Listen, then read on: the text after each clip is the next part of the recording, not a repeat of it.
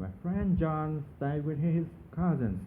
Yesterday he came late to the class and the teacher scolded him a lot. John said his cousin brothers made him finish their course before they let him leave for school. He said they always trouble him and make him do a lot of housework. Oh no, he must feel really bad.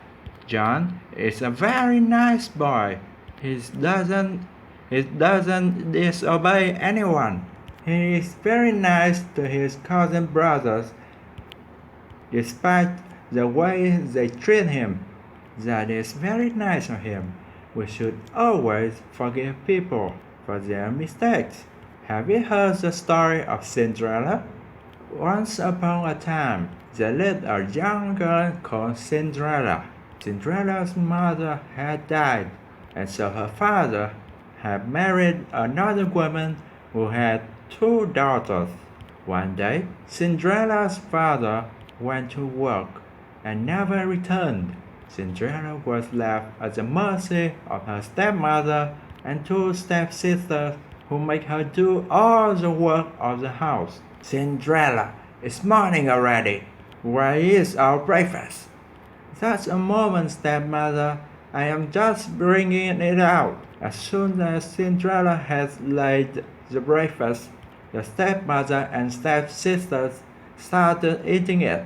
Cinderella served her own plate too and was about to eat when her stepsister pushed her own plate away. Yuck! I hate it. Yes, now that you mention it, it's really horrible. Mother, do something. Cinderella, are you trying to kill us? What kind of food is it? But stepmother, I have made it the way I always make it. How dare you argue with me?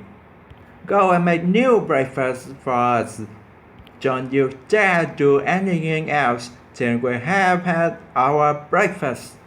And this is what went on in their house every day. The stepmother and stepsister troubled Cinderella without any reason, but Cinderella loved them still and never ever complained. One day, an announcement was made in the village. Let everybody know there will be a royal ball at the palace tomorrow night, and the king's son, Prince Charming, will marry a maiden from amongst the guests. Everybody from the village is invited. The whole village was excited. Even Cinderella's stepmother and stepsisters couldn't stop talking about it in the house. And that is how Cinderella found out about the ball. The royal ball, Prince Charming. The whole village is invited, and I will finish my work quickly so we can all go together. Won't it be just wonderful?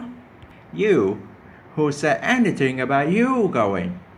You will stay here and polish our shoes till we can see the face in them. And so, with a heavy heart, Cinderella saw her stepmother and stepsister dress up and leave for the royal ball the next day. Once they had left, she cried bitterly. Suddenly, her room lit up. Cinderella saw the most beautiful fairy she could imagine. She held in her hand a delicate wand. Who are you? Get up, child. I am your fairy godmother. I am here to get you to the royal ball. Really? I never knew I had a fairy godmother. But how will I get to the ball? I don't have anything to wear.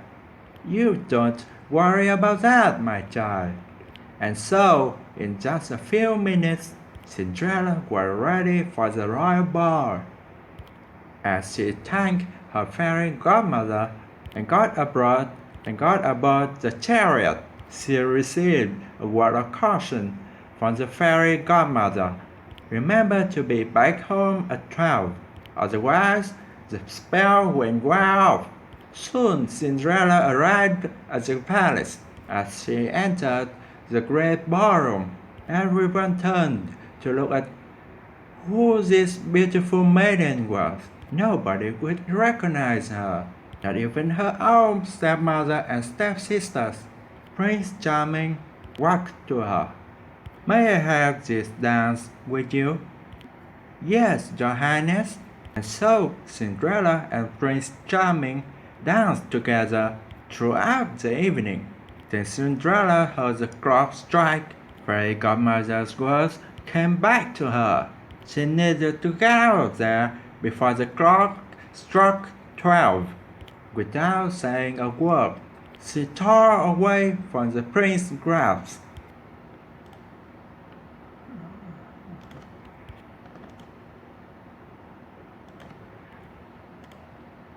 Ran out of the palace.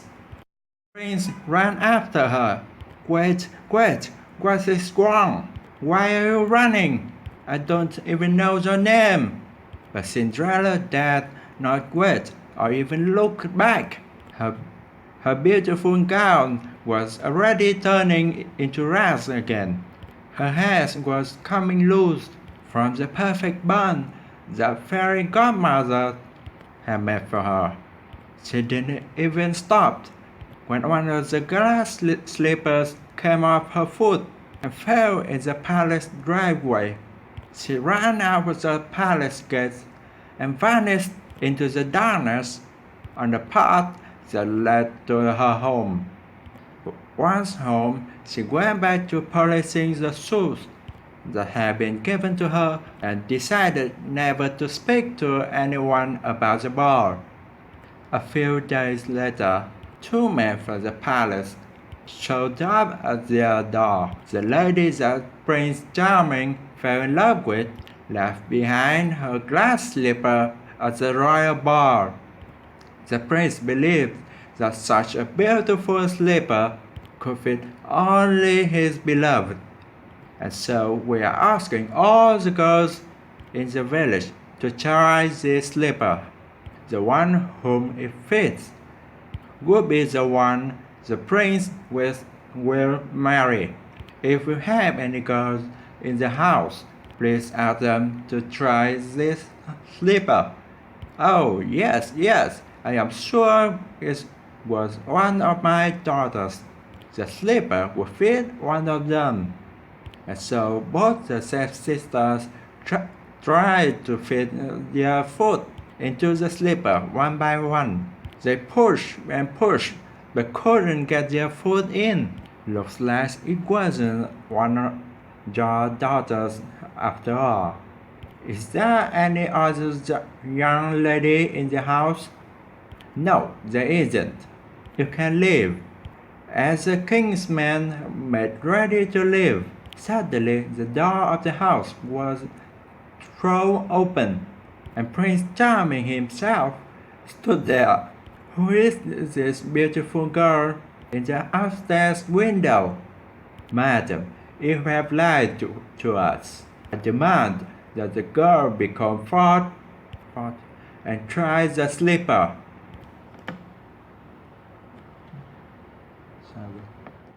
Yes, but she is only a servant girl.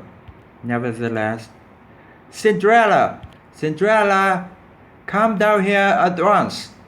Yes, said Mother. The moment Prince Charming saw Cinderella, he knew he had found his beloved. He took the slipper from the king's man and slipped it onto her foot himself. The slipper fit perfectly.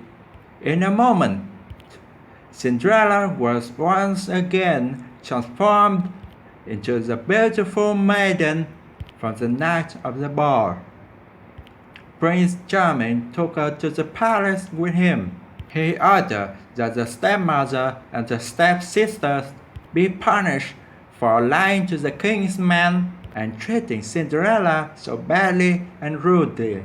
But being the kind-hearted person that she was, Cinderella asked for them to be forgiven. The prince fell in love with her even more for her generosity. and they lived happily ever after.